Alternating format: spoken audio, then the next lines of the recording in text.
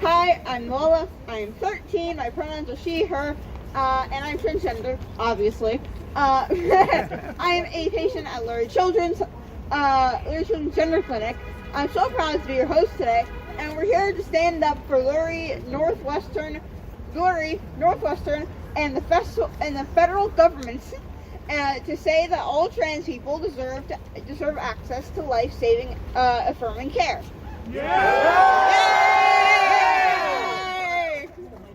Next, I would like to introduce Mel from Chicago Democratic Socialists of America. Mel is on the executive board of the CDSA, the Democratic Socialists of America. Has been a vital part of organizing the protest today. Welcome, Mel.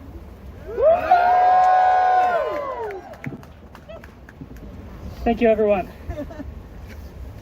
My name is Mel Tully. I use it, its, and she, her pronouns. I'm a member of the Chicago Democratic Socialists of America. And I'm a trans woman who's been on hormones since I was 18.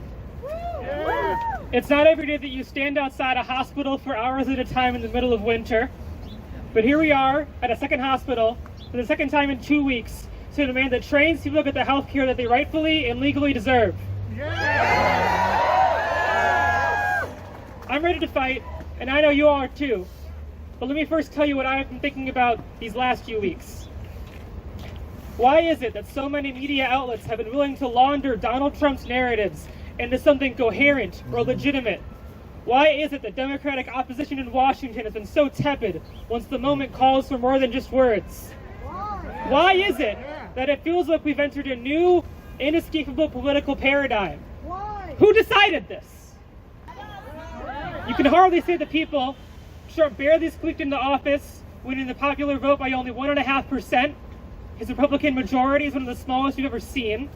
Yet the Trump-Musk administration, with the backing of the transphobic, homophobic ruling class, are pulling the plug of government servers left and right, infiltrating and gutting whatever agencies they can get their hands on, and selling whatever is left for scrap. And the political actors around it, big businesses, institutions of all kinds, are acting as if Trump has some sort of mandate. They are rolling over, they are bending the knee, they are barely putting up a fight.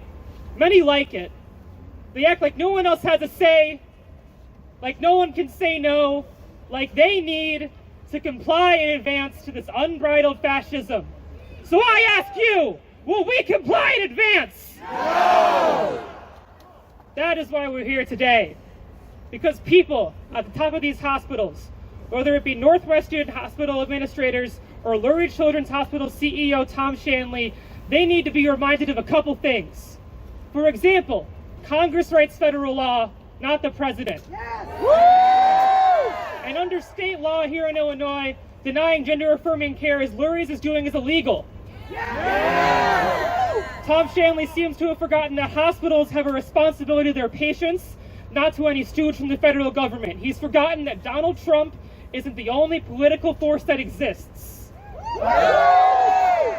And he's forgotten that Donald Trump's attacks on trans children and adults and the hospitals that give them their care aren't going to end once you give in to his demands. Lurie Children's Hospital is playing with the lives of children and young adults and their families right now, and it's frankly unacceptable. It will not end with this. Let me tell you, we are on the front lines of this fight right now. The T in LGBT being dropped across a wide range of government communications. Now including the website on the Stonewall National Monument in New York. Shame. On websites restored by court order that relate to trans issues, his administration has added a disclaimer, which in part says that, quote, any information on this page promoting gender ideology is extremely inaccurate and disconnected from the immutable biological reality that there are two sexes, male and female. Shame! As was mentioned in the same executive order that tried to restrict this care, they are going to try and use federal agencies to discredit and restrict gender-affirming care however we can. This is just the start, and we're going to keep fighting.